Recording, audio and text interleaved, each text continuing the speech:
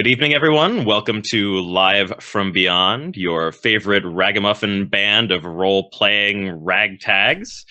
Tonight, we'll be playing Nemesis 382, which is a kind of hard sci-fi game. It's more on the scene role-playing and less on the rules and crunch side of things. And so I'm going to give the players a chance to introduce themselves. I'm Aaron. I'm going to be sort of your GM and sort of a player. No one really has character names yet, so it'll just be player names at this point. I'm Kevin, and I will be playing...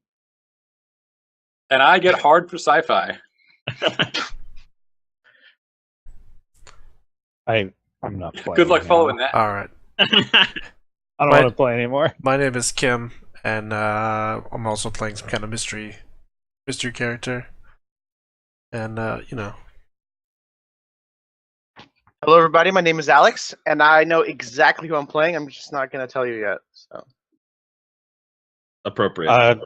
Hello, my name is Nick, and I assume I'll be playing Brex Nucroy because, come on. it's either that or Kitty Kennedy. Kitty's been around recently. Brex hasn't even been on screen in a year. I gotta say, despite the fact that this is sci-fi, Kitty Kennedy would probably be more appropriate than Brex Nucroy. So we'll see how this takes. Brex Nucroy can be pretty inappropriate. Kitty Kennedy. There are no aliens as ship's counselor. Yeah, this is there you go. I'll be Brex Nucroy. I'll be like when you randomly see the actor in the makeup chair in a DVD special, right? And you're like, oh my god, that's what he looks like without all that Brex Nucroy stuff. Yeah, that'll be me. Yeah, or anytime you see the guy who plays Worf and he's not a Klingon, and you're like, oh my god, exactly who I was thinking of. Obviously, yeah. What happened? Okay, that's what was in my head. Where are your? You know what? Never mind. That's probably impolite. All right, so let me set the scene for you guys. It's the year 2237. In social terms, the world hasn't changed very much. There are still the same conflicts between nations, religions, and ideologies. There is still sweeping inequality, crime, and violence, and the same endless wars. For the most part, the world would still seem familiar to someone from our time. The biggest change is technology. 200 years of research and development, particularly in the transport, industrial, and communication sectors, has resulted in new, ever more advanced tech being introduced.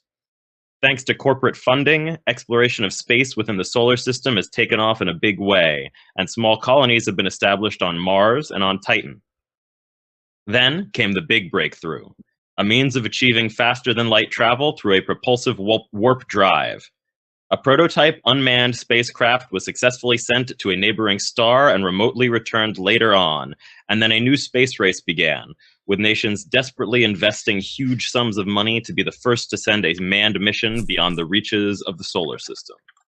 Success was achieved, and since then, a handful more missions... Wait, holding on? Sorry, never mind. A handful more missions have been launched. Warp travel is still in its infancy and has not yet changed the world. It is time-consuming, and travel currently restricted to exploration of the stars closest to Earth, unless the crew are prepared to spend decades in suspended animation. Such missions are phenomenally expensive, meaning interstellar travel remains possible only for the wealthiest of governments and corporate-funded research agencies. For the rest of humanity, imaginations may have been piqued, but life continues unchanged, much as it was in 1969 after the first moon landing.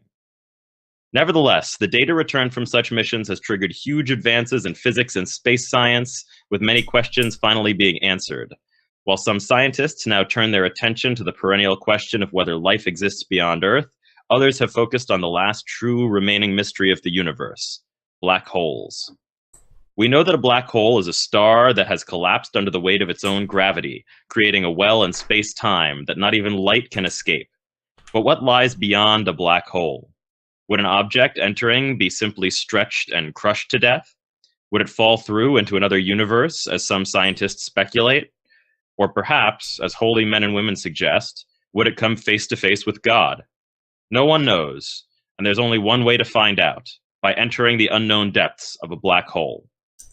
This is the story of the Albert Einstein III, a scientific research vessel dispatched to the newly discovered supermassive black hole called Nemesis 382. As the ship edges closer to the event horizon, the crew must decide once and for all, how far are they willing to go in the name of science? So that gives you an idea of what we'll be doing. Yes, go ahead, Sva. First of all, willing to go all the way, already established. Second of all, what nearby star was this warp drive sent to? It was sent the first warp travel. The nearby star. Yeah, let's say Alpha Centauri, because that's a star that I can think of off the top of my head. So we'll go with that one. And lastly, what happened to the first two Albert Einsteins? Don't ask about that. Physicist, he died. The second one was his you're saying the grandson, first also ship dead. to bear his name was already called Albert Einstein II? Yeah. Oh, okay. Okay. Yeah. I mean, you can't name it Albert Einstein the First. There is an Albert Einstein the First. He's like buried in Princeton or something. I suppose. Yeah. All right. So here's how this is going to work. We're going to do character creation because it's a relatively short process and is kind of fun and interactive. So we're doing it on stream this time around. And then this plays out in 4 acts. The first act is Awakening and will take place right after we come out of our suspended animation near the supermassive black hole. And the way that each round of this works, each act, is that we will go around and each player will get to frame a scene in which they will participate and some number of other players. They can kind of set the scene by saying where they are and what they're doing and what other players they want to be involved immediately or maybe walk in later on, and other players can volunteer to walk in later on if it seems to make sense for the scene. And we'll go around, each person will get a chance to frame a scene. Once everybody's framed one scene, if we think there's any more things that need to be done, we can do those. Once we're happy, we can move on to the next act. So first act is Awakening, second act is Crisis. Things start malfunctioning and going wrong. How are the characters going to cope? Act 3 is called Phenomena. So as we draw closer to the event horizon, the bending of space-time causes some strange and disturbing events. So what's going to happen there? And then Act 4, we're at the event horizon. So we're very close to the point of no return, and these crises and phenomena keep building up, and the crew have to decide, will they keep going? So then we get our decision. We decide whether we're going to press on and actually go into the black hole or turn around and wrap things up. So tonight, we will probably get through the character creation and Acts 1 and 2, and then we'll probably do Acts 3 and 4, as well as the kind of decision and epilogue type material next week. Any questions initially? All right. Then let's dive in to character creation. So let's move over to that. So the way that character creation works is that basically you focus on your job aboard the Albert Einstein III, which will determine your role in the story. So I have some example jobs listed for us on our roll 20, things like captain, pilot, communications officer, IT systems officer, engineering I just don't want to be the technician. navigator, assuming there is a navigator. So you don't, I mean, you are not bound by these suggestions. Any kind of a job that would make sense on a research vessel, you can choose. There are no weapons systems. It's a research vessel, not expecting any kind of resistance. So you can be a security, person on board, but we're not thinking of someone as like a gunner or anything like that. So what do people think? Does anyone have a way that they're leaning? I think Kim should be the captain. That's what I'm leaning. I agree. Kim's nothing but the best captain. So it's obviously I have a crew that is incompetent. So well, that also sounds correct. And kind of goes without saying. Poor Captain, we fucking know we're incompetent. Okay. Okay, so Kim, you're all right with being the captain? Fine, but only the weight of responsibility bore heavily upon his shoulders. Only if I have Kevin as my welfare officer. Welfare officer? I'm not sure what that means. Yeah, does that mean that I get food stamps? No, I believe that means you are something like the shrink for the crew. You are in charge of the crew's like well-being and morale and that kind of thing. 'Cause So we like have a every separate scene that medical, involves so- you won't be very I important. imagine you'd be I like the will- Neelix of this ship. Wow, that's Okay, highly offensive. you're really selling it here. So I will be the welfare officer as long as it is combined with something else. Okay. Maybe like I don't know. A chef? A chef. No. Well, I mean, he already said he was the Neelix, so I think that was Something- implied. Something less awful. Something further away from Neelix. Why don't you I be the will give navigator? suggestions. I'm thinking like medical officer or science officer or something like that. That would I make some guess. sense. I suppose make they some they do sense. dovetail, but I was hoping. You could also have some Yeah, kind of more connection dichotomous. to the government or research consortium that was responsible for funding the mission if you wanted to. You Your are the father welfare could be officer, like you work for the the government. multi-billionaire who was largely responsible for, making the Albert Einstein III or something like that. Okay, I think I'm going to be the welfare officer and science officer, but like kind of in this like science meets like the edges of what is metaphysical kind of a way. Sure, we'll figure we're out all that out here at to some do? point. Like I'm like a science officer, but I'm like like string theory He- means you have a soul. He really, really believes in black. Okay. All right. No, that makes sense. I like that. All right. So, like, not exactly pseudoscience, but, somewhere dancing on the edges Yeah. of pseudoscience. Yeah. All right. Like a chiropractor. All right. All right. Where the yeah, like edges a of character. science are, I've gone too far and almost certainly have stepped over. So you don't Past actually the have event a horizon of reason. you don't have a choice. So I'm going to be the information systems technician. Oh, I thought So you were I'm in gonna charge be of all the computers on board. So that's my job. Okay. Yeah, but like, Seems what about rough. in game? Yeah. All right. What do you mean? We've Game got of life? we've got our information systems technician. We've got our science officer / welfare officer / pseudo Guru? science crazy Can, man on the fringe. Can Nick just be on vacation? No. Got on the wrong ship. No.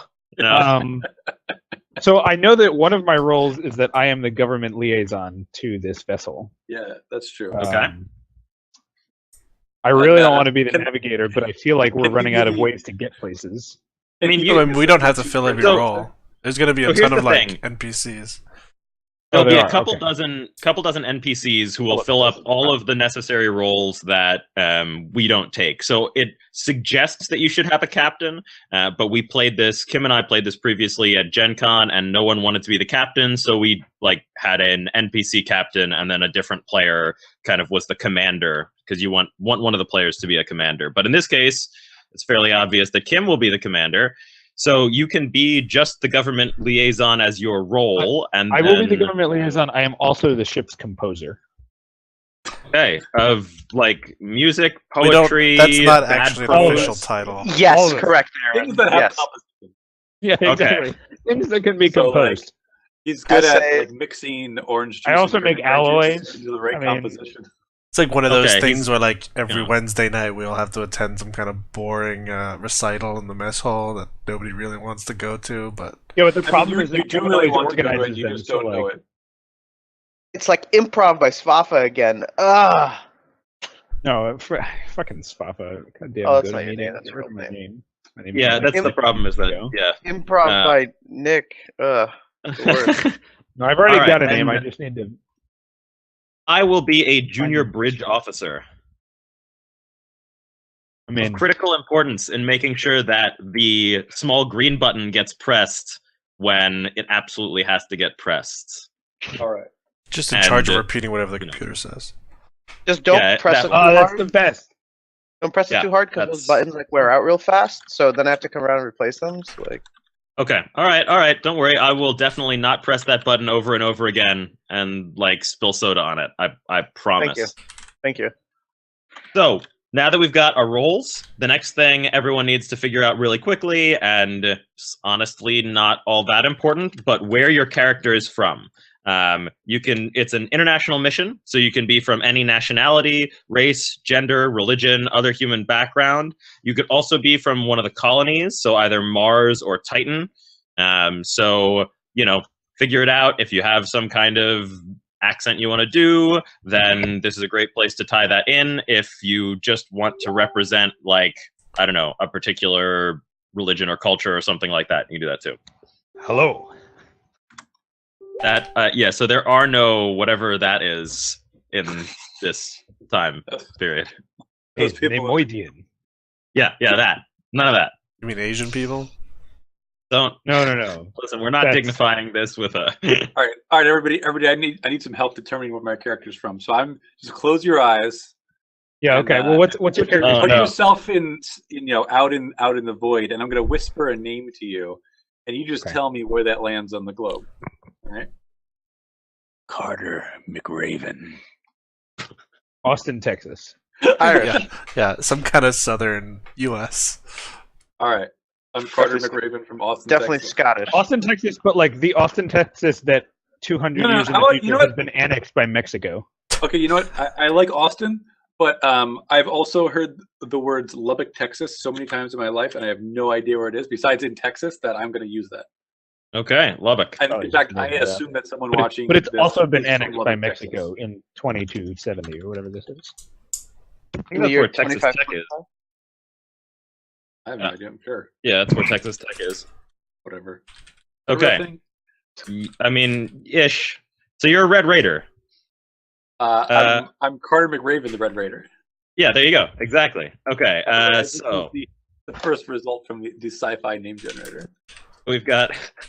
What Carter did McRaven. she say her name was? Carter McRaven. Carter McRaven. All right. Loser. Y'all got All a right. problem with that? No, that's all fine. Yeah, that seems reasonable. All right, good. So we've got Carter McRaven from Lubbock, Texas. Is it like Yeah, is we it do. like Dr. Carter McRaven? Yeah. Well, I'm Dr. sure that he has McRaven. an honorary doctorate from somewhere, but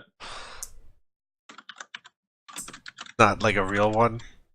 It's like one of those. He's got like a master's, or like technically he's got a postgraduate degree, but it's not a doctorate. So Well, yeah, it is a part of reality, so he lists himself as an alumnus of Harvard, but Harvard doesn't have him on any records anywhere. So reality is just what you make it.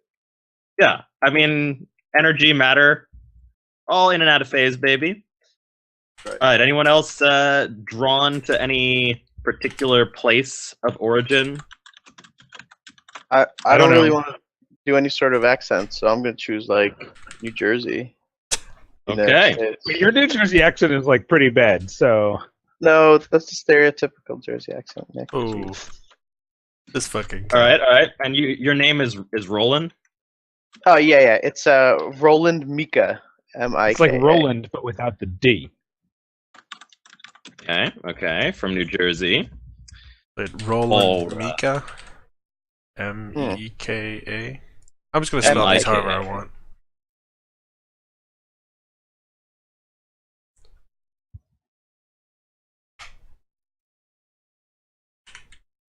Kevin's Conor McGregor. Yeah, Good God. exactly. What is it, Kev? One more time. Sorry. It's- Carter McRaven.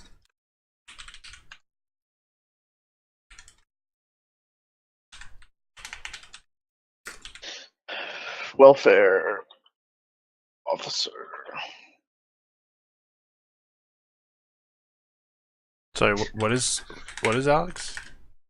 Roland Mika, information system specialist. Technician, sorry. I feel like remember who you people are. Yeah, that's Alright. a part of the character sheet. Wait, it is? Yep. Oh Jesus Christ. And my junior bridge officer's name is Jeannie Kreis, and she's from Titan. She's just a small town girl from Titan. You know, she's working her Living way up in to a lonely something world. bigger, How do you spell that? living on a little colony, and she doesn't really think that she gets the respect because she's from the small colony. But someday everyone's gonna know her name. That's the great thing about this mission. Can you spell it out? Small For, colony from where? Posterity. Jeanie.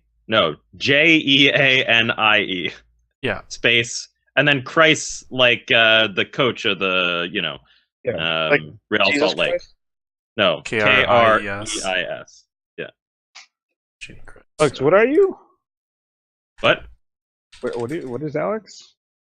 Do you do He's on the the- ship? He's the Why are information you here? systems technician. He's the king of computers. Info King. King of all Got it. computers. King of all computers. Kevin. We do still need to know where Gerangelo and Kim are from. What the fuck is your name? Tell us about Wait, Gerangelo. what are you? Gar- Wait, what Garangelo. do you do on this ship? Well, Nick doesn't know how to make like short syllable names. It's like Kamawa Kamora or Gerangelo. Or I Don thought you guys were going to be Garangelo excited is the because most- Gerangelo is pretty like simple and straightforward. Does Garangelo have a Oh, last name? Is that like a Garang- one name thing, No, like it's Beyonce? just his name. He's just All right, Gerangelo. Garangelo. Okay, All right. Garangelo might be like the single most offensive collection of syllables I've ever. That Like, makes not- sense. Not like racially, just like two Wait, alive wait. people. So Where? what is the origin of Gerangelo? Yeah. Well, so Wait, is I'm it Gerangelo or is it Gerangelo. Garangelo? it's Gerangelo Okay, but why Alright. spell the G then?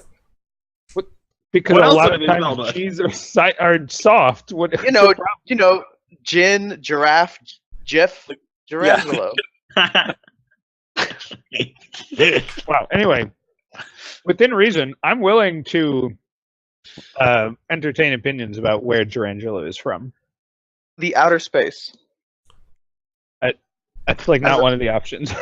As a planet, the outer space is where you're from. I mean, you could have been born on like a space station, but yeah, I guess. Can Garangelo be like an AI, like robot android? no, Nope. no, he Alright. can't. Only humans Can, allowed. Because like can Gerangelo's citizenship still be like up for debate because he was born on a spaceship and it was just like traveling from one place to another? I'm a and so government he's- official. This has all been taken care of way in What? advance.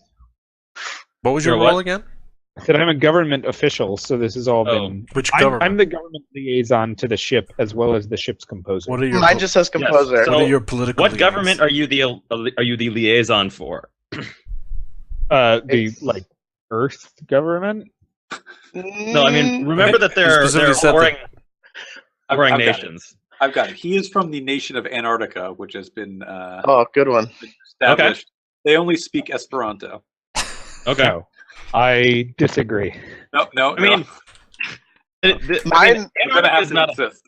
Antarctica is not a terrible idea, given that if we kind of project things a little bit, a lot of this stuff's going to melt, and Antarctica might be real nice. I'm okay You with could that. I'm not so on board with the we only speak Esperanto. You know I what? mean, You gotta maybe- take the good with the bad, Nick. Maybe you speak Esperanto at home, but it's not like any of us except Yeah, sure. maybe Roland speak Esperanto. So I definitely do. Like, Kim, how else did you get a name like Garangelo? Gerangelo.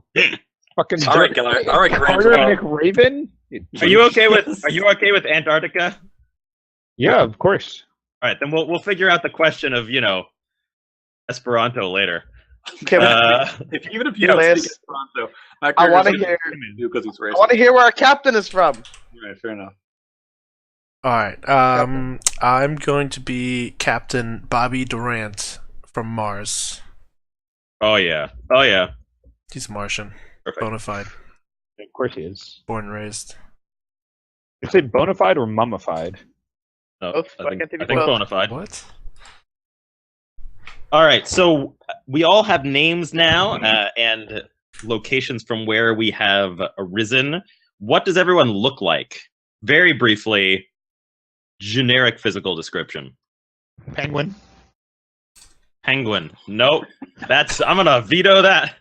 I mean, I guess you could be a person who looks vaguely like a penguin, That's what I meant. but not like all the way. We're not talking about like Batman villain here. Like, I'm gonna I don't know. suck I the just video. when you see me, you think like penguin. I guess you're a composer, right? Like so the maybe you're Penguin wearing like from Batman? full, like you're wearing like a full tuxedo all of the time because your job is composer and like government liaison. And I'm a bit So- short and portly. Okay, You- all right. I have kind of like Do you beady eyes. compose primarily through tap dance, like Happy Feet. And when I Okay. get upset, I make noises that are reminiscent of penguins. Okay, okay. Like when I'm yelling at people, you know, like your audio clue is like, man, it's just Little too guys squeaky. screeching like a penguin. All right, all right. Okay, okay. Well, short, portly. Where's the tuxedo? Okay, all right. What do other folks have? All right, The word Bobby tuxedo? Durant is he's older. I don't know, 60s, 70s, graying hair. You know, the weathered face of a longtime captain. All right, all right. All right, Carter McRaven is Douchebag. you know, sort of a middle-aged man, maybe on the younger side, but he's also wheelchair bound. Ah, okay, okay. So Roland is, you know, pretty. Carter's rolling. No. What? He's making a joke that he's in a wheelchair. So Roland is a pretty, you know, pretty big dude. Like we're talking about, like 400 pounds. He like leans on the railings of the ship as he like walks around. Even though there's, you know, the gravity's lower than normal, it still takes a little bit to like move around. You know, tries to go for a little extra few trips to the kitchen and all that. All right, all right. And Jeannie is short. She's redhead, fiery, and she is always wearing her uniform. Like you literally have never seen her out of her uniform. That time that you like needed her to go do something on the bridge late at night and rang on her cabin's door at like 3 a.m., she answered the door in her uniform. So Sure. okay. All right. So then there are two questions that everyone needs to answer for themselves, and you can either share this with the group or keep it secret. It depends on whether you think that this is the kind of thing that your character would talk a lot about or would be really quiet about. Right after this, we're gonna go into defining relationships between characters. So by the time we actually jump into scenes, everyone will have like spent a couple of weeks getting to know each other before the ship took off. So if you want, you know, everyone to know this, there'll have been a chance for that to happen. So the two questions are: one, why did you join the mission? What drew your character to sign up for it? You know, it's almost definitely a one-way mission. Was it like a duty to the world, pressure from your peers, curiosity, desire to achieve a first? Were you running away from something? Just one short sentence about your motive for coming on the mission. And the second question is, what did you leave behind? Right? You're on a mission you'll probably never return from. So even before reaching the black hole, 20 years will have passed with you in stasis. Everything, everyone, tangible, abstract will have been left behind. So what was your big thing to leave behind? Lover, spouse, children, friends, 200-year-old Ferrari, you know, a bad past, your pet dog, whatever it was. Write down one or two meaningful things, people, or, you know, abstract concepts that your character has meaningfully left behind. I left behind a secret underground lair full of penguin dope. boats and henchmen in tuxedos. Veto. So, what are the rules say about vetoes? The rules say that I get to veto any kind of like terrible bullshit. So does that mean Nick has to start over on his character? Well, yeah, probably, but we'll come to that later. How is this name still active then? Listen, Garangelo is not terrible bullshit. I don't actually understand what's kinda wrong like with I thought it was Garangelo. Durangelo. It's Durangelo. Yeah, I sure don't it is. understand what the problem is with that. Oh my god, I thought I was having a stroke because I thought Aaron said it correctly, and then I was like, no wait, but Nick accepted it, and I was like, I'm the one that's wrong. Okay, so All right, I'll go. I can go first. On the why You don't have to remember. Remember, you don't have to, Ken. No, you all know. So, the guy who was originally supposed to be captain died, unfortunately, right before the mission. And Bobby Durant was thrust into the role as the Is it only under available suspicious option. circumstances? And you know, this isn't really a job he wanted. He had his retirement all lined up at his quiet Martian ranch, but he was just pulled back into the job duty to, I don't know, the world government, whatever it is, compelled him. Is the only other option to captain a ship like this. So All right. just so I'm clear, this is like one of the world's most important scientific undertakings ever, and this was the only backup captain we had on hand. Yeah, The first He may captain be was really really good good. I think you He's underestimate also how, disposable. how You need like a disposable advanced captain, the though, ship so. is. The first guy represented like slots 1 through 9 on the list of how good he was, and The guy, all this I stuff. personally trained that guy, and then he died. So, Some freak Bobby, accident. would you? Wait, so you can't be a very good trainer then? I mean, so Bobby, would you have shared what you've left behind, or is that something you would have been more mum about? Yeah, no, people know that that Bobby Durand was supposed to retire away to his like quiet little Martian ranch. They ranch like, I don't know, Martian penguins, I guess, or something like that. Who's And, they? You know, the people on the ranch, the Martian okay. ranchers. Okay. Is this the part where we're supposed to come up with our opinion of the other characters? Yeah, and we'll get to that in the next Okay. step. Okay. I But got my opinion.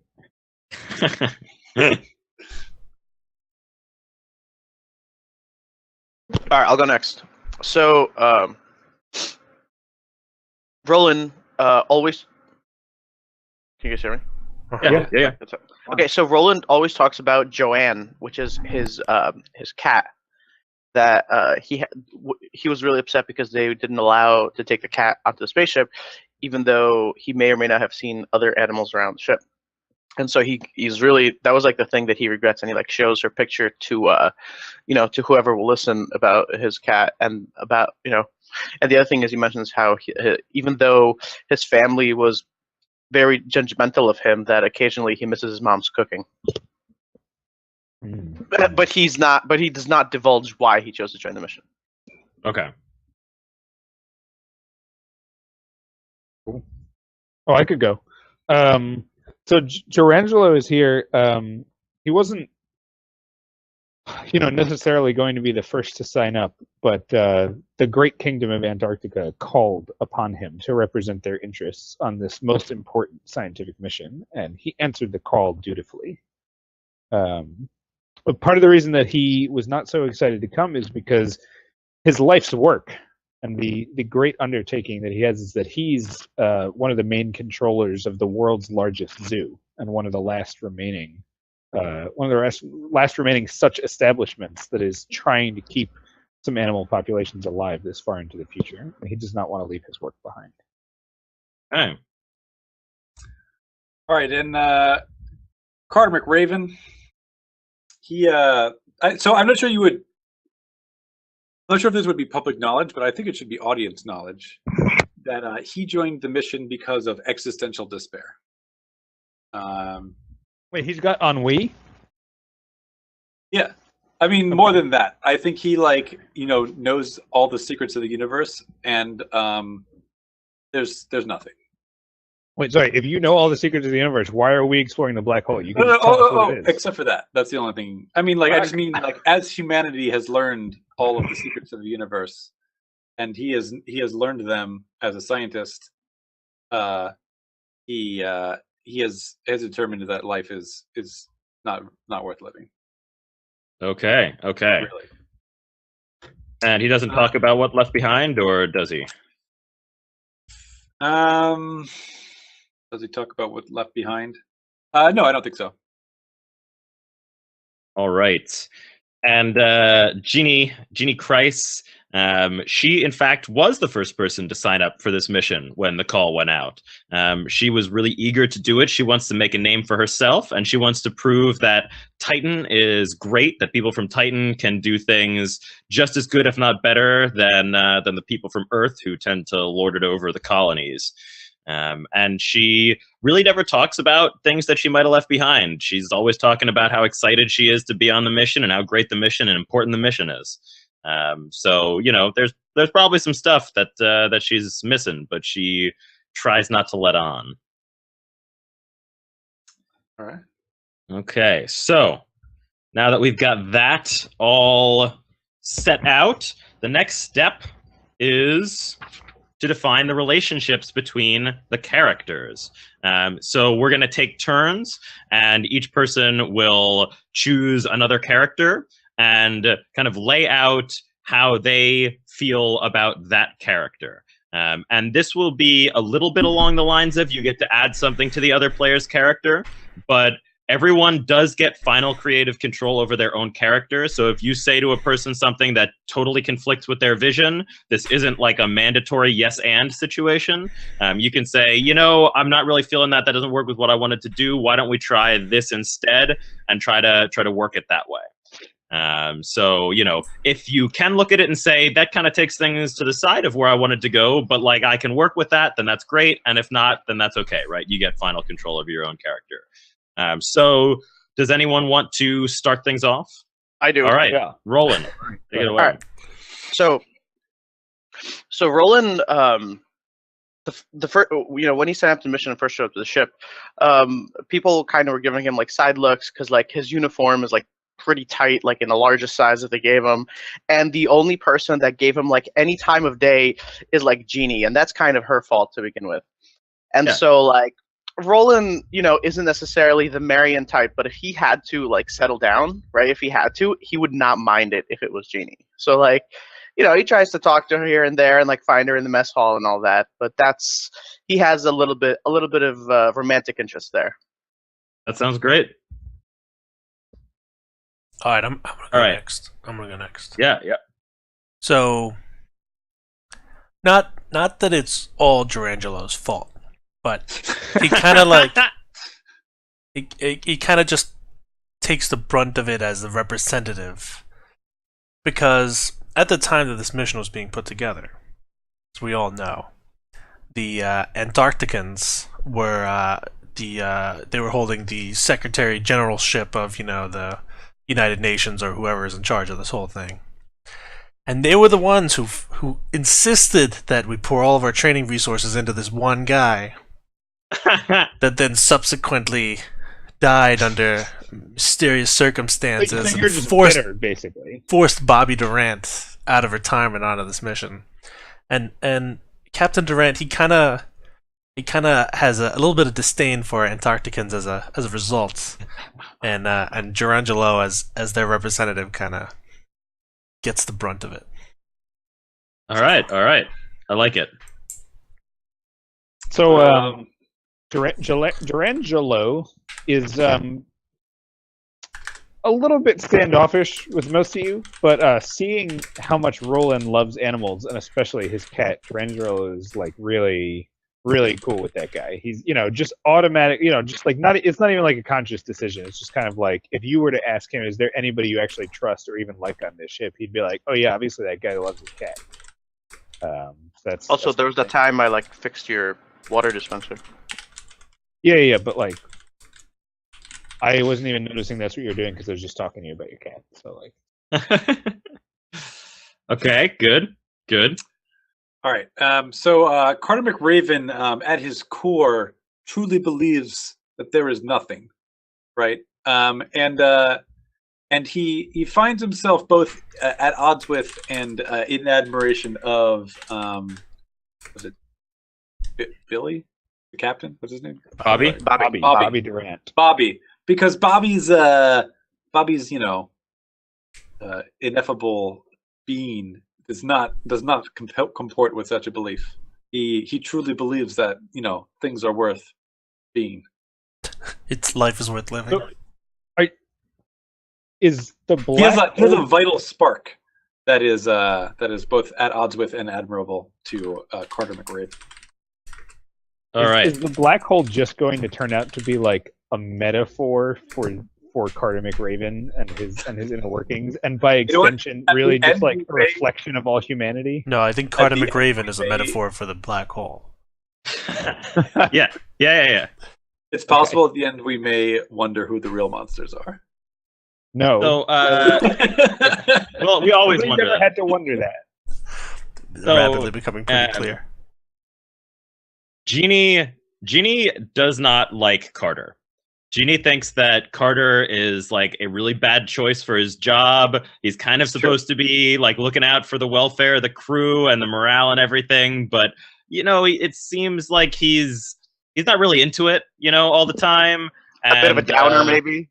A little bit of a downer, not like I don't think she can sense the existential despair or anything like that, but like you'd expect the shrink to be kind of like upbeat or interested in people, and Carter doesn't always seem to do that. Also, he's supposed to be the science officer, and it's unclear whether he has like any respect for science or the boundaries of science. So like everything about him is kind of like Jeannie doesn't know why he was selected for the mission. She had to go through a lot of rigorous testing, and it seems like one of those like maybe he got preferential choice or something like that. So she doesn't dig it. She doesn't like Carter. Yeah, I don't like Carter. I assume Bobby doesn't like Carter, and I'm like, definitely Roland doesn't like Carter. So, I mean, come on. But Carter likes a lot of people, which is great. All right. So, next round. Oh, we're doing this more? Yeah, we Yeah. gotta. Everybody's gotta have an opinion of every other character. Oh, Jesus Oh, wow. Christ. I did Okay. not know that. Okay. I did not write that I mean, down. I already have an opinion of every other character. I could just spout them off if you want. I don't know. Well, think we'll it's- go one at a time because it may get affected by like what other people, Okay, do sure. about other. Well, I'll just go in the order on my character sheet.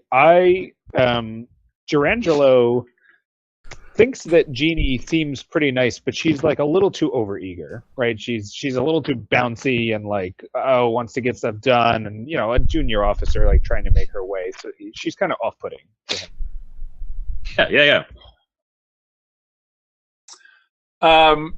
So listen, not that like it's all Durangelo's fault, but we were all new on the ship, and there's a certain way you got to work the plumbing system, and he just happened to run it in reverse, and now all the bathrooms just smell like shit and burnt corn. And you know what? Carter wants to forgive him, but like there's not any point, so he hates Durangelo. Of course you do, you fucking hick. So, All right. so Are you all right with that, Durangelo? I mean, I knew his character was gonna hate mine because he's douchebag. So like, yeah, I'm cool with it. All right. I assume. All right. So for Roland, Bobby Durant is just like a little bit uptight, right? Like Roland's easygoing, and it just seems like the captain is just so wound up, right? Not everyone needs to like shine their shoes and shit, right? What if I had like a stain on my on my cuff? Like, who cares, right? Nobody saw that. It was Where did from, you even like, some get sauce. mustard, though? I took it. They told me It hasn't been mustard for hundreds of years. I specifically asked for certain condiments, and when they declined, I brought some of my own. So I don't think it's that big a deal. I don't know why that was even like why Bobby Durant said that even in public about me. So it's just a little bit. Maybe he's a little bit too uptight. Is Roland's opinion of All right, of the captain. that works. All right, well, I think that kind of segues into what I was going to do, which is the captain's opinion of Jeannie Christ, and that is that he actually appreciates Jeannie's promptness and her strict adherence to protocol.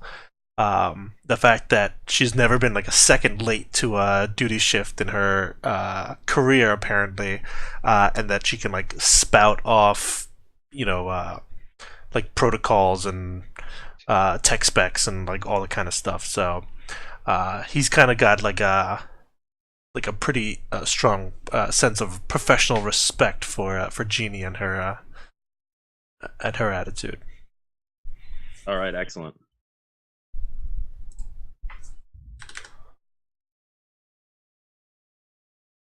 Right. So, I think Roland has to say something. No, I just said I something still have about. to say something, Oh, sorry. and I think Carter? you do as well, Nick. Right? No, You've done. I rolled off this round with the thing about. Oh, you don't like Carter, right? Did you give two No. opinions, Nick? I've given 2 total. Okay. Which two have you given? You should have them written down, Nick. Well, I mean, I have them all written down, but the 2 I gave were the opinion about Jeannie and her like overeagerness, Mhm. and And the about Roland. opinion- Okay. What'd you say? About Roland, like in Cats. Yeah. and Oh, all that. right. You like? Yeah, Yeah. Okay. Yeah, I just But I read like that. Roland. So I think So it's it's just just you, Kevin and Aaron. Aaron. Wrong spot. Yeah. So Jeannie, this one time when she was on the bridge, Bobby can be a little bit gruff, and he kind of snapped at her one time. She was probably talking too long or something like that, but she is like terrified of Bobby and is sure that he hates her. And like every time he like says anything, she kind of jumps a little bit. And she's always like doing her best to make sure that she stays on his good side, but like she's pretty sure that, you know, he doesn't think that she's good enough. That sound all right? Mm-hmm. Kevin? Maybe. Carter? Maybe it's good enough. We'll see. I did 2 already. Carter gave his 2 already. Yeah. I think we've Although I'll had... start the next round if we want. Yeah.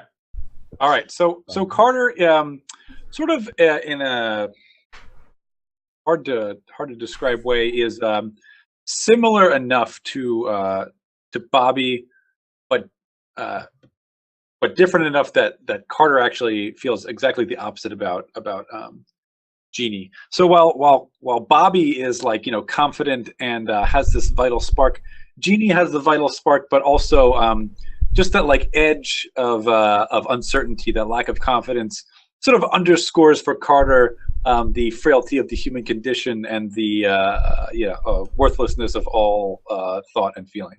And so that if not comforts him, at least is not at odds with him. So he is both scornful and comfortable around Jeannie. Okay. All right. I mean, I'm not going to say that sounds reasonable, but I understand it. So Well, it doesn't have to be Durandalo true. is, It's just an opinion, right? Sure, yeah. Durandalo No, Jeannie is- can actually have inner strength, but that's not how Carter. No. I agree. I'm just like everything about Carter is kind of, you know, by definition unreasonable. So I wanted to make sure it wasn't like I was saying that's a normal thing or an okay thing. Just, you know. Sorry, go ahead, Nick. That's all right. So Durangelo is a little bit disgruntled with El Capitan. He notices that the guy, while probably, you know, once upon a time hero and competent officer, isn't really giving this his all. Probably because he's disgruntled about, you know, being drafted. And he's not so comfortable with the fact that the captain is clearly like, you know, taking his misery and instead of working hard, he's actually just entertaining himself by carrying on this relationship with the incompetent yet sexy navigator. Was You he mean hurt you on? Wait, do you mean the junior bridge officer, or is there a separate sexy navigator? No. There's a separate Okay. incompetent yet sexy navigator. NPC enters play. Yeah. I don't know what his or her name is, but he Sure, or she is we might find incompetent out. yet sexy. I'm So sure hot, we'll doesn't find matter. out. So hot. All right. I mean, I can go next. Roland spent a lot of time with Carter McRaven at the beginning of the mission. He requested to see him in private and kind of had a few things to say about the mission and how he was being treated. And so through professional, Carter was professional enough and listened to everything, but that really had an impact on Roland. And so he sees Carter as this professional man dedicated to his work. You know, he's not the talkative type, but most of the time Roland spent the time talking about himself, and that left a good impression on me about Carter, just that he was good at listening.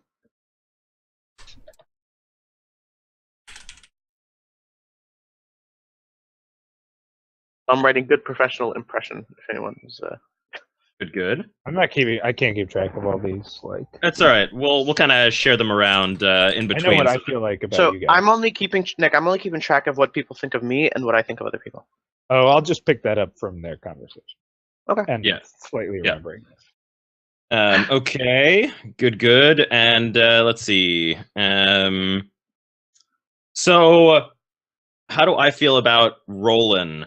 So Jeannie, Jeannie doesn't actually like Roland. Jeannie has a thing where because she's from a family that are really small and really fit, and most of the people on Titan are like that, she doesn't really understand people who are large or out of shape, and so she finds it kind of disturbing. So she's always very polite, because she's very polite to basically everyone, but she's kind of uncomfortable whenever Roland is around. And the more nice to her that Roland is, the more uncomfortable she becomes with the situation. That sound all right? Yeah.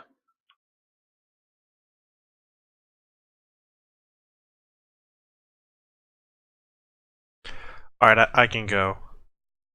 So, Durant has kind of a weird opinion about, or maybe a two-sided opinion about Roland, where he certainly, whereas he respects Jeannie's promptness and professionalism, Roland doesn't seem to quite go so much up into that, and being a career Space Navy man, Durand is a little disappointed in Roland's standards for himself and for his professionalism. But he also doesn't really understand the systems the way that Roland does. Sometimes when Roland kind of goes off on tech specs, Durand can't follow, so he kind of respects that he seems to know what he means, even though he sometimes suspects that maybe Roland is a little over his head. I like it. Very nice.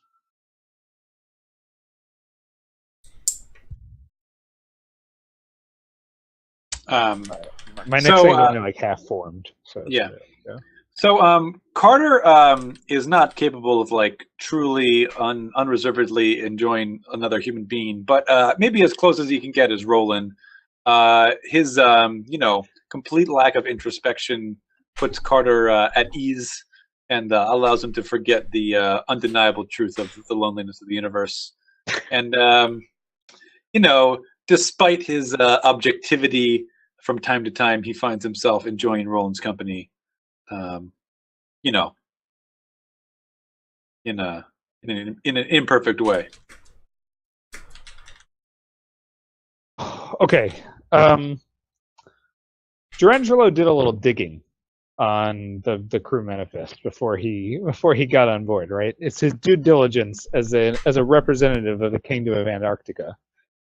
He needed to check on his upcoming shipmates, and he knows that despite his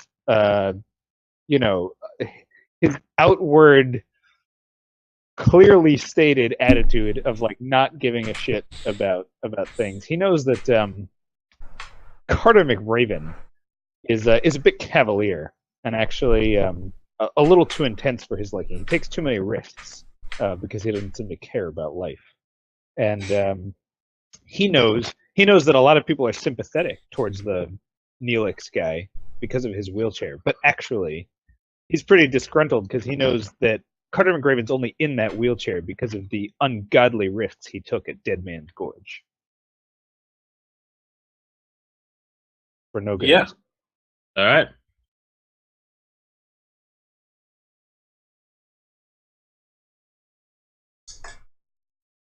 So is that it for round 3? I think we're in the middle of round 4, I believe. This is round 4.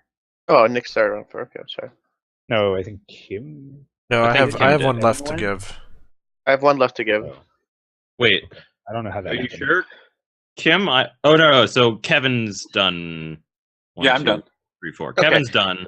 Okay, Okay. so I'll go.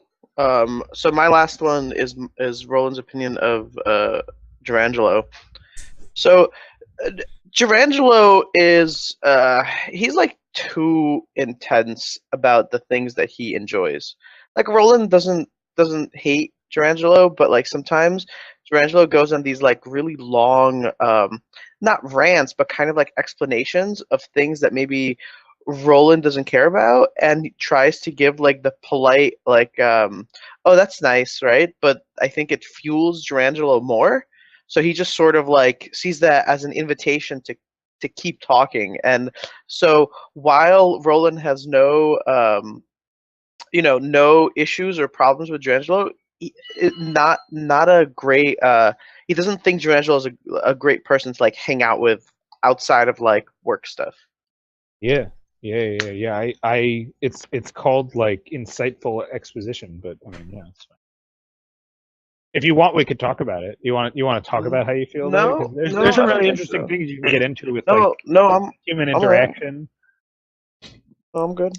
So Jeannie also has Durangelo left to describe her feelings about, and on Titan there is like a serious dearth of culture production because it's still a colony. There isn't a lot of spare time for poetry and music and that kind of thing. It's mostly working families, and so Jeannie is kind of starstruck by anyone who works in artistic fields. It's not something that she grew up with, and so to have a great composer on board is so much more than she ever expected, and she really like doesn't know what to do with herself when Durangelo is around because she's like a really big fan, big fan.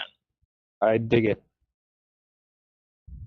I guess that just leaves my opinion of Dr. McRaven. Doctor. Doctor? No? Doctor. So, Okay, yeah.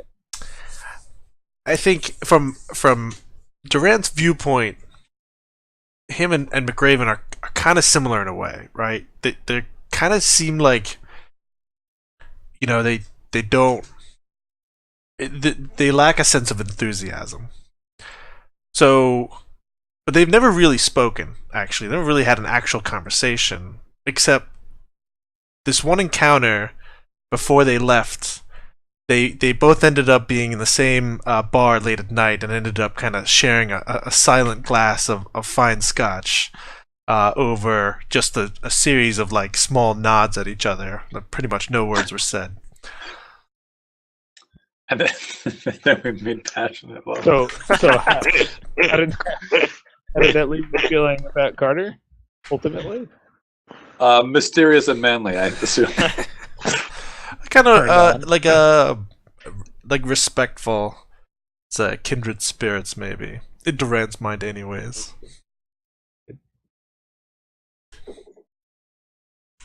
Fair enough. I think Okay. I think that's it. I think we've got all of the things wrapped up. So, I guess the question for the moment is, do people need to take a quick break? This would kind of be a good time before we get to Awakening. Yeah, so why don't we take a 3-4 minute break, something like that, and then we'll come back and we'll all awaken. So we're in stasis. All right, we are back. So it is just about time to wake up from our stasis. Real quick, while we were in the break, all of the players voted on whether their character, as of the start of the mission, wanted to go into the black hole, and whether they thought that the NPC crew wanted to go into the black hole. And those votes will come into play when we get to the very end and have to decide whether or not we're going into the black hole.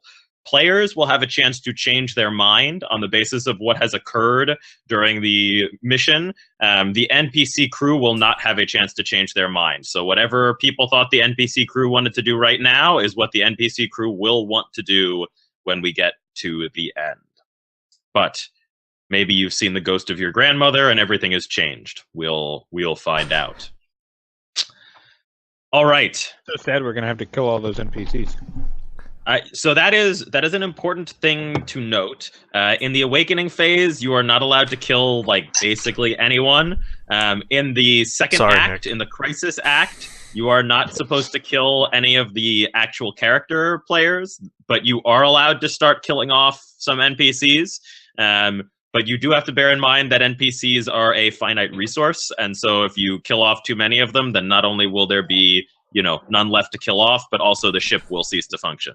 So, we'll get back to that when we get to the point where it's important. For now, let's try not to kill anyone at all, really. I just meant all the way at the end when they disagree with the obvious choice of whether or not to go in the black hole. And well, I mean, if the obvious choice is to go into the black hole, then everyone's going to die anyway, so it's kind of like a moot point. All right. I don't know. We'll see what happens. Or we'll all ascend and speak to the great toad in the sky. Awakening. Golxamal? Volksumal, yeah. When the Albert Einstein III departed Earth, it was to a fanfare of media attention and applause. The crew were hailed as heroes, each person making the ultimate sacrifice in the name of science. You have all left your former lives behind, almost certainly forever. It has taken 20 Earth years just to get here, 20 years in the deep sleep of suspended animation. This is far further than any human has ever traveled before. Upon arrival at your destination, the ship's computers automatically awaken to the crew, ready to begin the mission in full. As you shake off the vestiges of the unnatural slumber, you stare through the viewports at the distant black hole. Nemesis 382 awaits you. What's our ability to communicate with Earth? Basically none. It would take. I mean, They'll get back to us in 40 years, I guess. Yeah, yeah, exactly. Well, I didn't know. Yeah. So, I mean, you've traveled at faster than light speed, and you've traveled for at least 20 years. So, assuming that your messages go like more or less light speed or sub, which is, I believe, the technology they have here. Yeah. Not only have most of the people you loved on Earth probably died in the last 20 years, but What about the animals in the zoo? they're all dead. Definitely. Every single one. No. Hey, we actually found a way to turn animals into coffee, so That was it. That was the end of that. But I don't know how to feel about this mission unless I can get an update on the state of the Kingdom of Antarctica and know. So I mean, you won't really get that necessarily now. Although that I will give a little bit of a teaser that could happen somewhere down the line. So we get to frame scenes. Each person gets to frame a scene. You can say where your character is, what they're doing, invite other characters into the scene, either at the beginning or having them walk in. A couple of questions you can try to address during this round are things like, what do you feel now that you're here and you can see the black hole? Did you experience anything during the 20 years of slumber? Do you have any grievances or issues you want to address with the other crew members? Do you still think you made the right choice in coming on the mission? And of course, anything else that seems appropriate. But we're not really supposed to have had any sense of the passage of time, and we were in like stasis. Well, right. So theoretically, you were in stasis. Whether or not that worked, or you were conscious. Right. Yeah, I'm just asking theoretically. Like theoretically, we just went to sleep like 10 minutes ago, and now we're waking up, and somebody's telling us, "Oh, it's been 20 years." Yep. The computer is saying the star date is now 2257. Point what? No, there's no point. Point zero. Oh. As Carter would say, there's no point. Ooh. All right. Well, Does anyone have an idea for an initial scene? I mean, go ahead, Roland. Get us rolling. You're just gonna So- throw someone into the. So my So wait, but this is just us waking up, right? Is that what the first scene should be? Or? The first scene, like, everyone basically wakes up, and so you can do a scene like as you're waking up, or you can do a scene that's the first day. Let's say this is kind of, we're in the first couple of days, we're flying around, nothing has gone wrong. We can see the black hole, but we're not like really close to it yet. so 3 hours after waking up, Carter's calendar beeps that he has an appointment with Roland an hour from now. Like, it was set 20 years ago for Jesus. 3 hours after we wake up. Wow. So that's the Yeah. scene. It's Carter's office.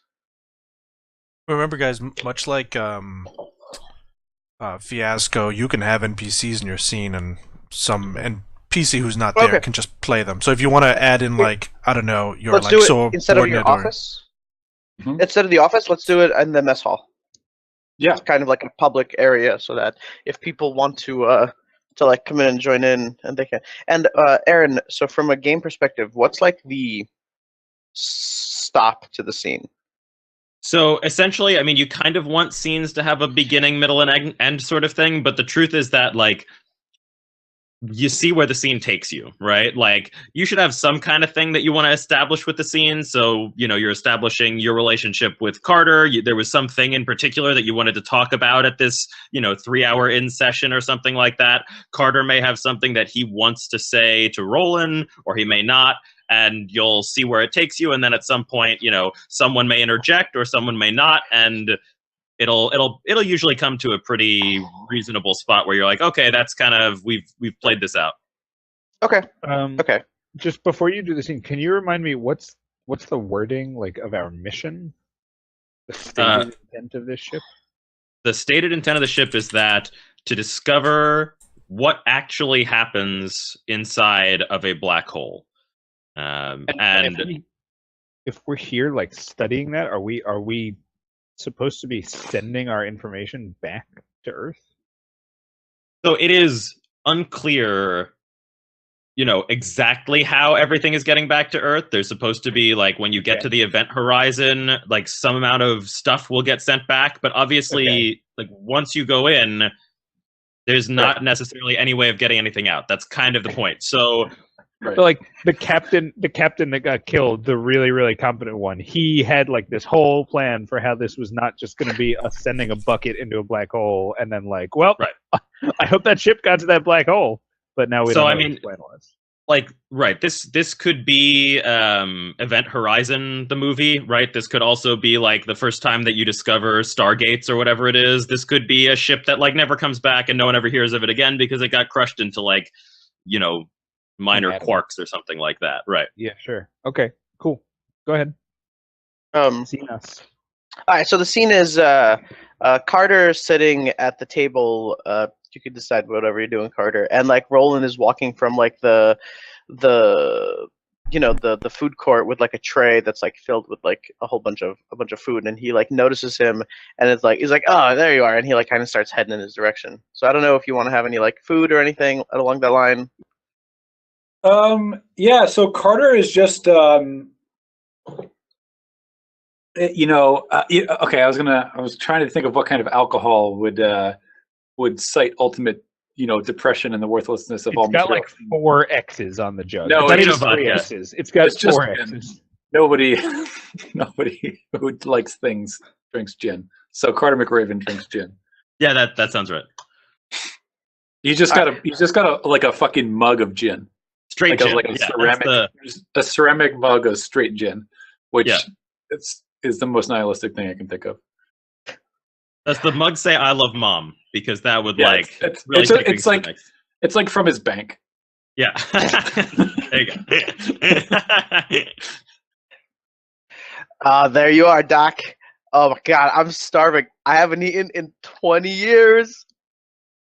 I say, space him. I say, that must be exhilarating for you. So, oh my God, it's like you're such a wisecrack, Doc. Listen, what do you got? What do you got? Tea there? Is that tea? You got some tea?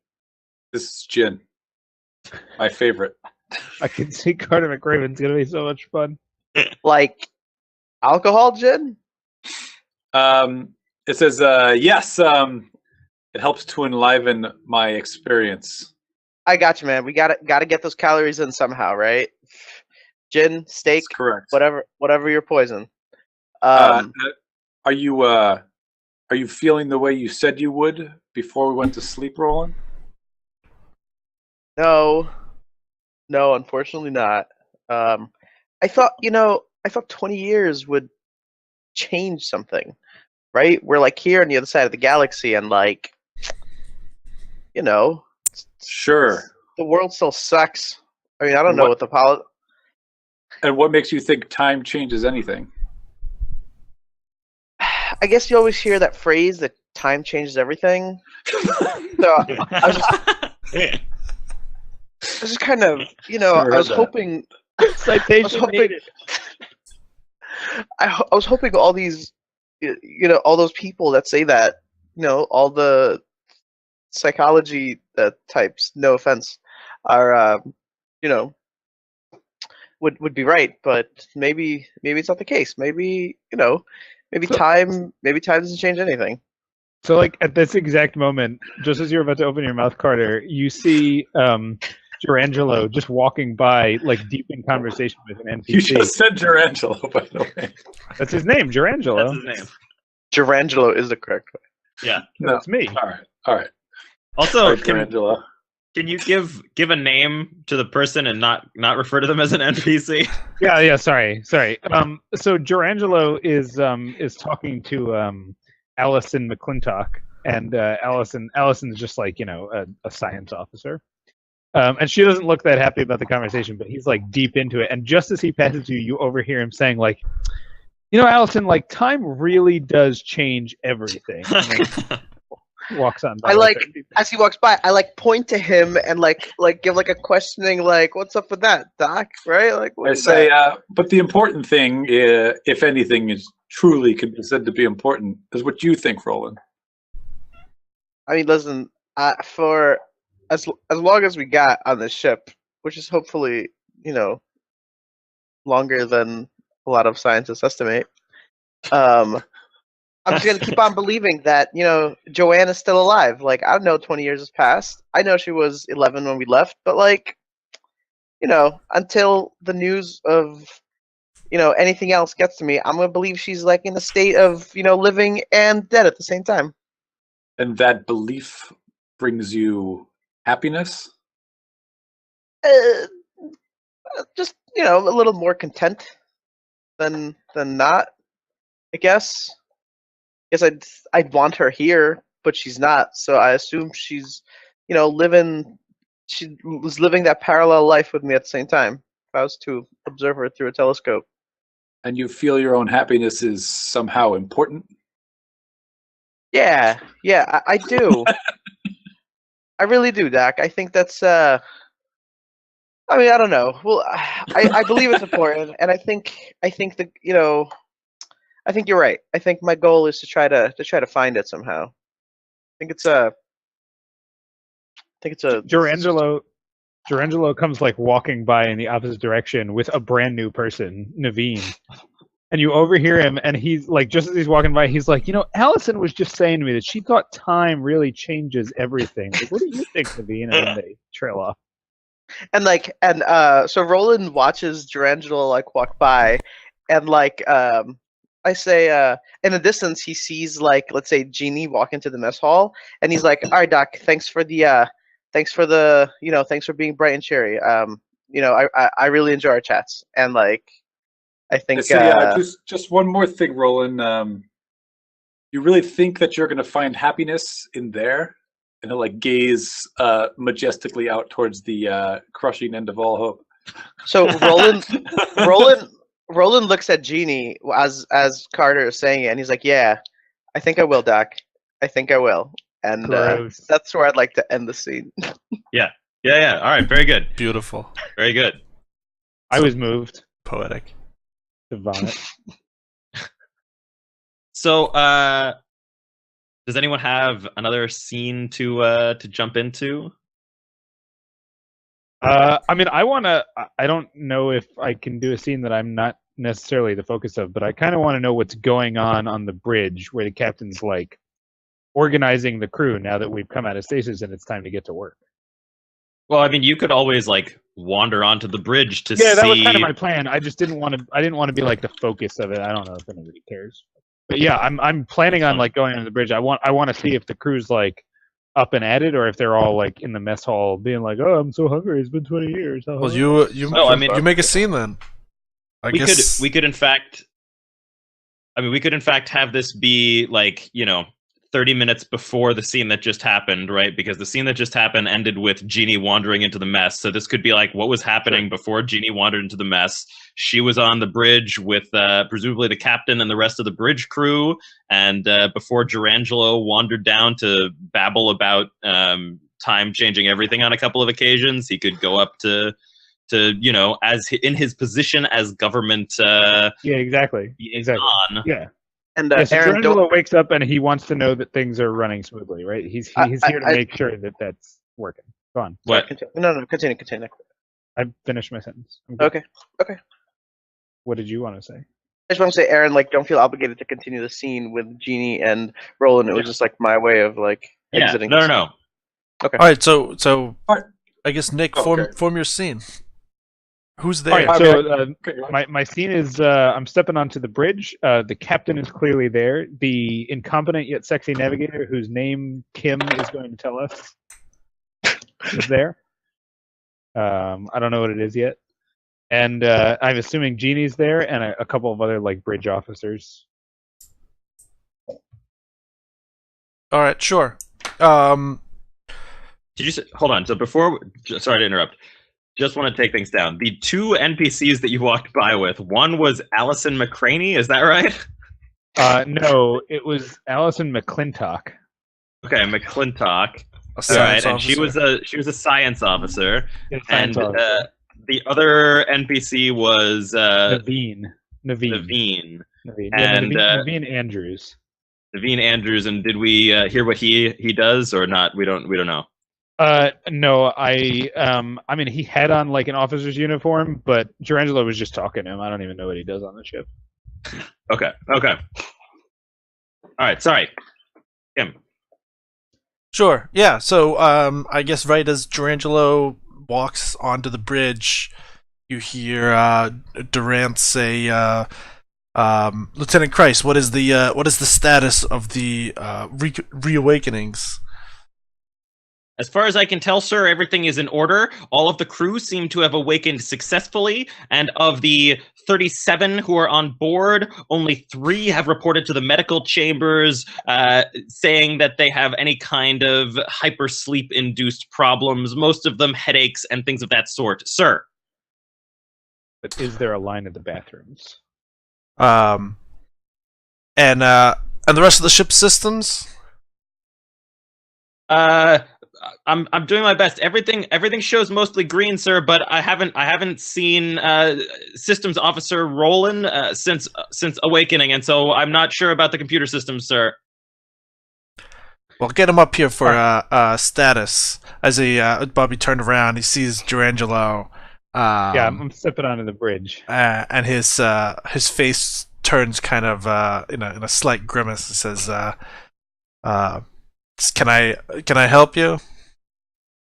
Yeah, I like straighten my cummerbund and say, "Yes, I'm here to." I'm so glad we've had a chance to have someone say that. By the way, Durangelo is immediately shot out into space. Nope, you can't kill anybody in this space. I didn't kill him. It was the ship. the Albert Einstein. Yeah. Anyway, Durangelo straightens his cummerbund and says, "Yes, Captain, I'm here to check on the status of everything and make sure that things are running smoothly. I don't think we spent 20 years sleeping to have anything go wrong now." Say, there's nothing for you to be concerned about. I give like a disapproving glance as you say that towards your incompetent yet sexy navigator, whose name we still don't have. And I say, well, very well. May I see the Nemesis on screen? I imagine it's out there in the distance. It's like the only thing you can see. It's that lack of light over there. But I like that he said that. Yeah. Yeah. Which one is the Nemesis? Could you label it for me, please? Is it hard? Jeannie, Is it hard to get some text? Is it that gigantic thing that Jeannie signals rolls the her doom of eyes all? and like presses the green button, and like a little thing comes up on the screen that says Nemesis, and like points in all directions at like the blackness in front of them. I say, very nice. Would it be possible, Captain, if I could impose on you, could we see the last image of Earth that the ship was able to record as we went out of range? Say, shouldn't be a problem. And I turn to, I guess we have some kind of communications officer, whose name is, I don't know. Derek Convoy. Derek Convoy. Derek Convoy. Sure. Right. Yes. Yeah. Lieutenant Convoy, if you could put that image up on the viewer. And yeah, like the image of Earth in like the distance That mushroom shows up. cloud. I say, and how long ago was this taken? Relative time. 20 years. So wait, the last time we were able to capture. Well, if we go picture faster of than Earth, light, like- as soon as we started going, we would no longer be able to see Earth. Right, we like Yeah. we have some kind of like crazy warp drive, right? I imagine like Yeah. you know, things stretch out and then we go into some kind of like weird disco tunnel. I Probably assume something like that. like oscillating the plates of our ship. And No, that's definitely not it. then See how that works. I say, I'd do say, you have some concern? Can we get back to the task at hand? I say, no, you already satisfied my concerns. I just wanted to make sure that everything was ship shape, so to speak, before we embarked on the final phases of our mission. I say, appreciate the time. We are on course. Isn't that right, Commander Mason? Yeah. And he says towards the sexy But navigator. incompetent. And I don't know, somebody can step in and play. Kevin or Alex, do you want to be Mason, Officer Mason, the sexy No, and no, I'm incompetent gonna be- navigator? I'll do it myself. I'll be Officer Mason. All right, there we go. I still don't know if it's a man or a woman. Awesome. Great. That's fine. Good. We've moved beyond that as a species. I don't think so. Say, can you? Question, what- Yeah. Are we on track to get to the Nemesis 382 on schedule? You verify for Well, our you see, guest sir, here. this is out of space. There's not really obstacles of any kind. So, yes, we proceeded directly towards the object at exactly the speed we would like. I lean over to Roland. Oh no, you're not not there. Sorry, I lean over to what's your name? Jeannie. Jeannie. I lean over to Jeannie and I say, he says we're proceeding directly toward it, but doesn't that view screen up there say I'm sorry. rear I'm angle sorry. view? So, did you say he? Whatever. Jeannie jumps. Didn't- Sir, did you just assume Mason's gender? God damn it. Anyway, I say, doesn't the view I screen know there this say is rear we angle have- view? we Are have we heading multiple- away from the Nemesis? What? I'm sorry, sir. It may look like that, but that's not the case. I assure you that we are definitely headed towards the Nemesis. There are at least 7 competent officers on the bridge who are ensuring that we are moving in the correct direction. So the 7 are compensating for the incompetence of Commander Mason. Jeannie blushes. I would never say anything of that sort, sir. Everyone on the bridge is of course technically capable of doing their job. Say, Mr. Gerangelo, do you have some kind of complaint or other issue that you wish to file? If not, perhaps you should. No, as long as we're heading towards it, I just wanted to observe. So Roland, like the door open and like Roland walks in and like he has like some sort of a gadget that he's like poking on, and he has like a bar of like freeze dried ice cream, like Neapolitan. It's very important. Freeze dried ice Because cream. we're in space and you are eating astronaut ice cream. Is that It's I say, really easy to eat with. Mr. without Mika, for the 7th and last time, I hope, no ice cream on the bridge. Unfortunately, I'm so sorry. Naples was destroyed in the Eighth World War a couple of years ago, so it's a little sad. I'm very sorry, Captain. And he like shoves the whole thing in his mouth and like Brain tries to, like, freeze. Space rain freeze. Not cold. Not Genie like turns away and like heaves a little bit. So I say, no, the sensors are fine. Still heading towards it. Oh, I had you guys on, and he like pulls out like a little earpiece. He's like, I was just making sure you guys are, Yes, thank you, Didn't Mr. need me. Mika. Sure. Are you satisfied, Gerangelo? Yes. Yeah, of course. And he like huffs a little bit and re-straightens his cummerbund and turns to leave and says, "I'll be back later to check the progress, Captain." I think that's probably a good spot for scene. Yeah. And with a collective sigh, Gerangelo leaves the bridge. All right. So I'm going to say that Gerangelo, like having shown his face around, slips slyly away to the one of the back corners of the ship to view his clandestine message. Yeah, he does. But the whole thing's written in haiku. Does somebody want to play the video of the video message that he receives from the Antarctic Federation? I can do it. All right. Beep boop beep. Oh my God! I have mail waiting for me from the king. My God, the king of Antarctica. You mean the Emperor? Why would? Yeah, seriously. I feel like if you're gonna commit to the penguin thing, you should commit to the penguin thing. Well, I mean, okay, that's a really good idea. Yeah, However, yeah. I had called it the Kingdom of Antarctica. That's why Maybe I his said name it. is King, and he's actually the Emperor. Aren't there king There you penguins? go. There are Emperor King. Oh, here's the Are worst. there king penguins? yeah, there are king penguins. I hear Alright. Google. Okay, guys, this is like the Here least you are. important thing that we have going on right now. But there are All right. king penguins. So All right, anyway, so- Emperor King. My God, Emperor King left me a message. All right. So the video, like, there's a little bit of static, and then it's like now. Yes. Oh, Emperor King. Hello,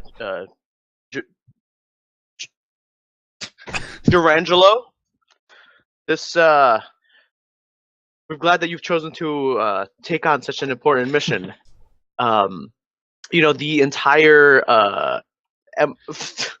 country of Antarctica, Antarctic Empire. Antarctic The Empire, Kingdom of Antarctica. Kingdom of Antarctica. Thanks you for your dedication and sacrifice. I paused the video briefly as like a tear starts to well up in one of my eyes, and I He says, take a deep breath and I unpause the video. He says the Great Antarctic Zoo is progressing fine under the tutelage of your. Yes, under the tutelage of Jackie. I'm sorry, I don't really know him. I guess it's somebody you trained. I hope it's fine. The other thing that you know what, this is stupid. Everything is going well. By the time you get this, I will either be dead, but definitely not Emperor anymore. So you don't have to refer to me by that title. You can just call me King. But you know what? I say out loud, like, but surely his son, Emperor King the Ninth, will have taken his place. Listen, if for some reason this doesn't result in your death, I want you to make sure that the other side of this wormhole, a black hole, I'm sorry, the other side of this black hole is populated with Antarctic blood. So you got to find somebody and, make sure that we live on in other places of the universe. All right. Oh my. I immediately start searching the crew manifest for anybody else from Antarctica. And I compose a poem about the wonder that was the reign of Emperor King. And finally, Jerry, you have a good time up there.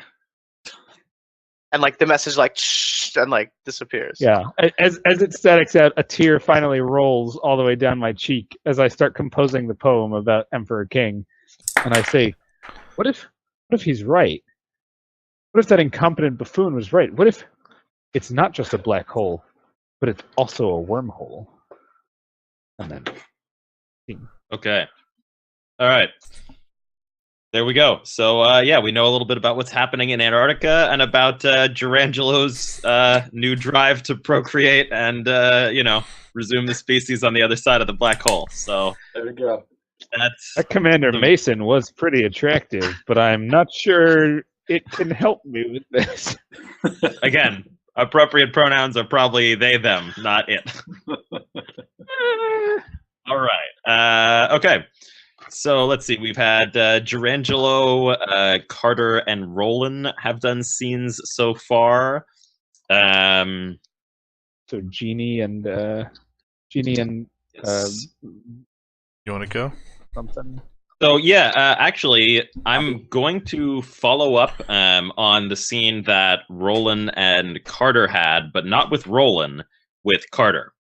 So Alright. Carter will be sitting at that table, nursing his gin, and he's got whatever little bits of food or whatever it is in front of him, and Roland has left, and Carter hears a tapping behind him. What is that? Tapping on the Gently rapping. table. Somebody So- googling king penguins. When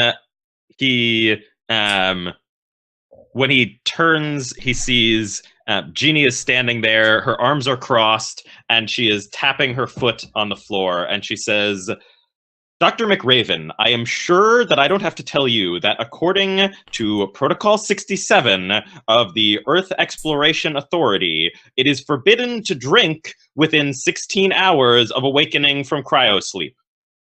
Right. So, like during this, while she's saying this, Carter McRaven's like, Pouring it on his shirt. Yeah. I say, I see, and do you believe that the authority of the what is it, Earth something Navy, The Dead whatever. Nations. Dead Nations. Earth Exploration Agency. Do you believe that the Earth Exploration Agency has authority out here? Absolutely. This ship and everything on it is property of the Earth Exploration Agency. You know very well the forms that you signed when you joined up with this expedition, and you should have respect for the rules and regulations because they are the only thing that will keep us safe until we reach our mission goal. I say, I believe authority only extends as far as the monopoly of violence, and we're well beyond that boundary. That's certainly not true, sir. There's a security force on this ship, and they both have the authority to tax and the authority to kill. So The head of security just started like yesterday and doesn't know how to do her job. I'm a native inhabitant. I don't recognize your authority. I Citizen say, of the world. if the security force wants to come down here and tell me not to drink gin, then maybe I'll do that. well, if you're going to be that way, then I suppose we'll just have to call them down. And she gets on her communicator Hey, Jeannie! and calls Jeannie!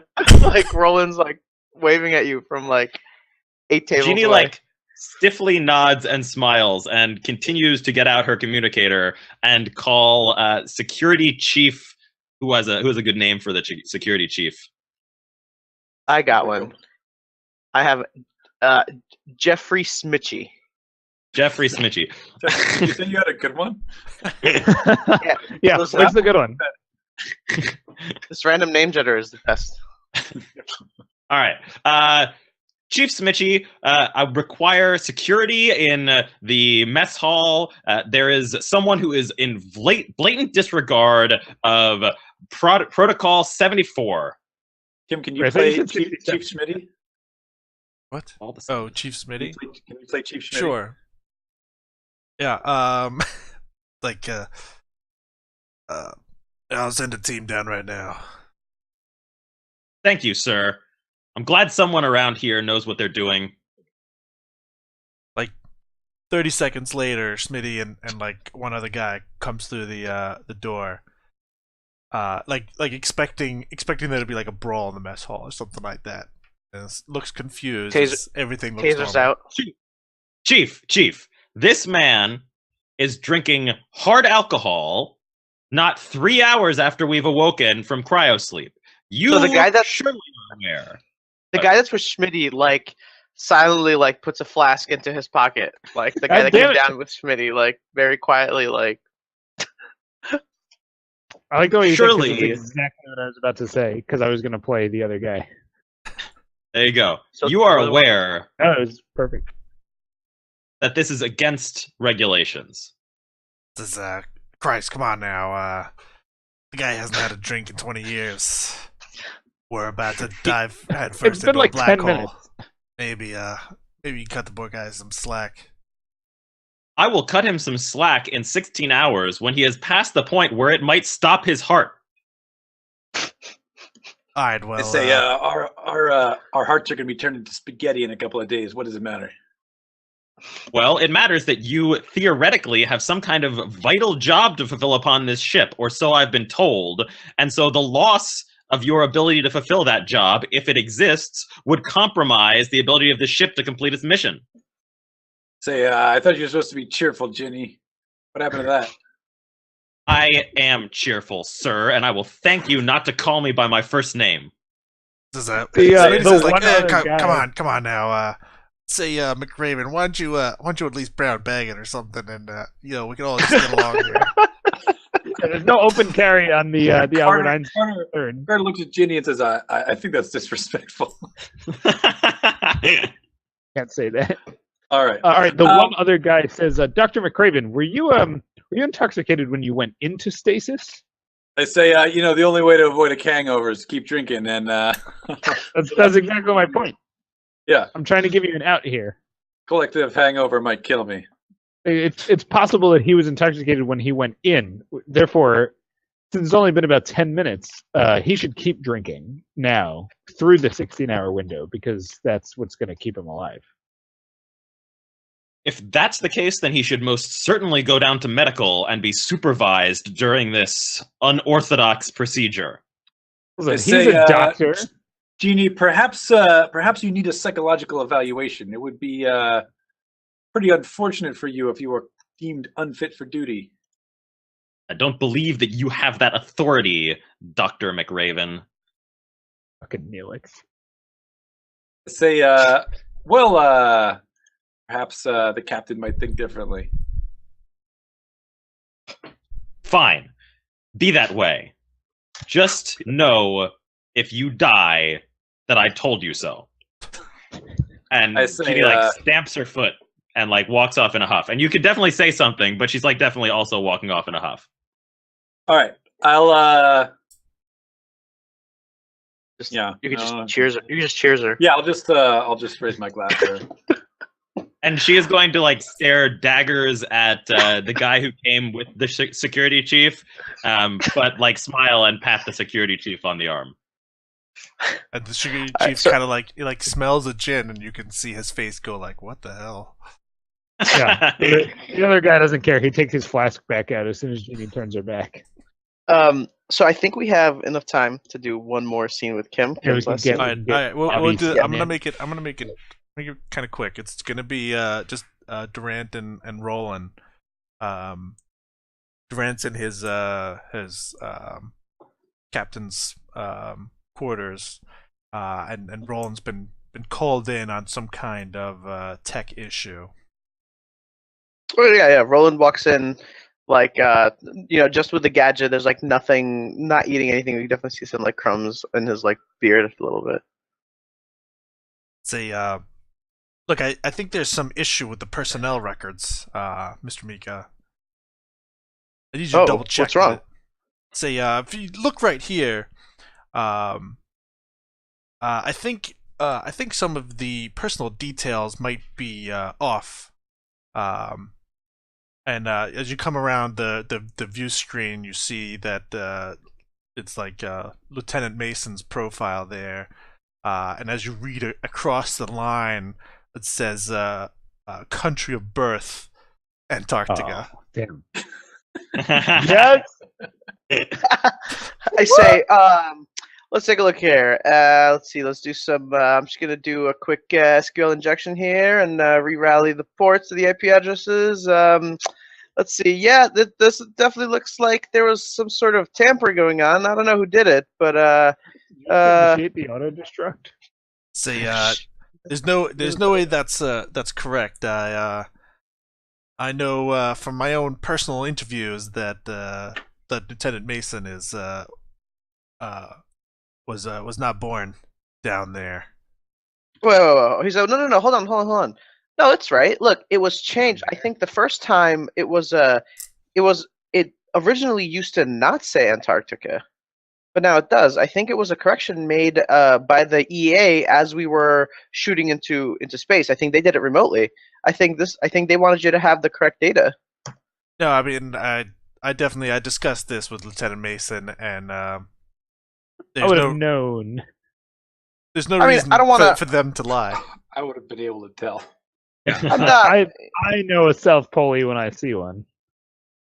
Like, Look, I'm Mr. not, Mika, you know. I'm not looking to get into a debate here. I'm just saying, fix the issue. I'm not gonna accuse anybody of being a liar, but maybe Mason's a liar. So, like, maybe he changed his mind. Excuse me, Mr. Mika? Are you the security I'm chief sorry. now? I mean, Or no. the counselor. I like a sly smile creeps across one side, and I say, cybersecurity. And like seeing that there's like no reaction from I didn't call you in here from the for your captain. stand-up routine, Mr. Mika. So, all right, well, I'll take a look, but I don't know. It's Antarctica. I can see that. We have Gerangelo's also from the Arctic Empire. Maybe Arctic Empire. no. Don't remind me. Just fix it, and we can call it there. There's like a bing bong sound, and Gerangelo comes over the ship wide PA, and he says, "This is your ship composer. I have a poem to read for you all. Good lord. It's entitled 'Time Changes Everything,'" and then read and trail off. Yes.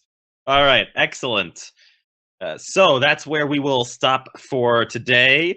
Next week we'll come back for hopefully Acts 2 through 4 and the thrilling conclusion as things start to go terribly wrong, and then the crew scrambles to try to preserve the ship and get through all sorts of wacky craziness to get into the black hole, or not, depending on what they decide.